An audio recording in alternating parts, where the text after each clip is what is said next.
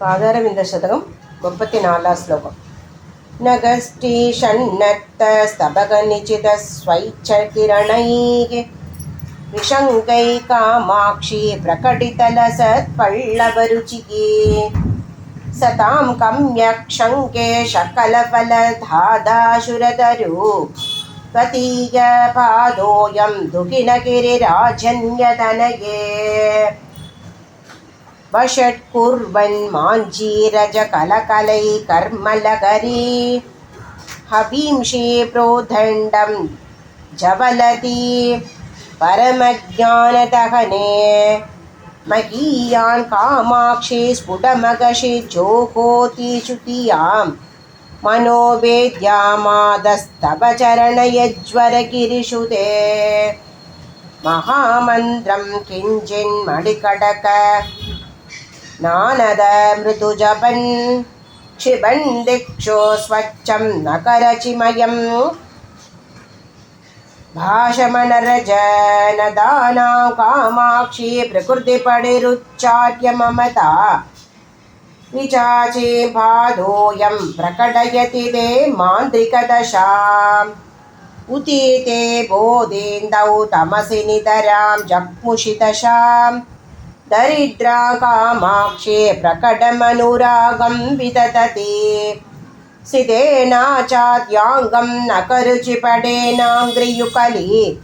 पुरन्द्रे ते माद स्वयममभीशरद्येव कृतयम् दिनारम्भ शङ्कर्यङ्गण्णलिनविपिनानाम् अभिनवो विकाशो वाषन्द शुकविपिकलोकस्य नियतं प्रदोष कामाक्षी प्रकटपरमज्ञानचचिनक शकास्ति तत्पादस्मरणमहिमा शैलदनये हृदच्चायं नित्यं सरसिरुह मैत्रीपरिचितं निदानं दीप्तीनां निखिलजगतां बोधजनकं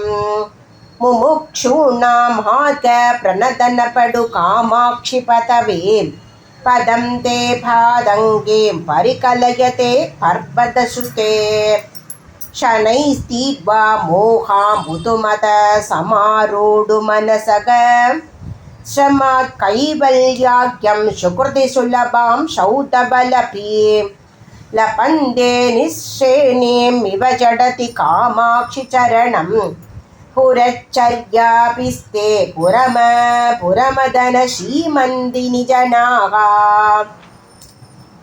प्रचण्डार्तिक्षोभ प्रमदनकृते प्रादिपशरेत् प्रवाग प्रोदण्डे करणजलदाय प्रणमता प्रतीभाय प्रौढे भवतमसि कामाक्षि चरण प्रसादोन्मुख्याय स्पृहयति जनोऽयं जननिते मरुद्भिक्षं सेव्या सततमभिसाञ्चल्यरहिता सदारुण्यं यान्ति परिणतिदरिद्रान् सुषमा पुनोत्कर्षान् मञ्जीरजकलकलैदर्जनपडुको प्रबालं कामाक्षा परिहसति पादाब्जयुगली जगद्रक्षा दक्षा जलचरुचिचिक्षा पडुतरा सुरैर्नम्या रम्या सततमभिकम्या बुधजनैः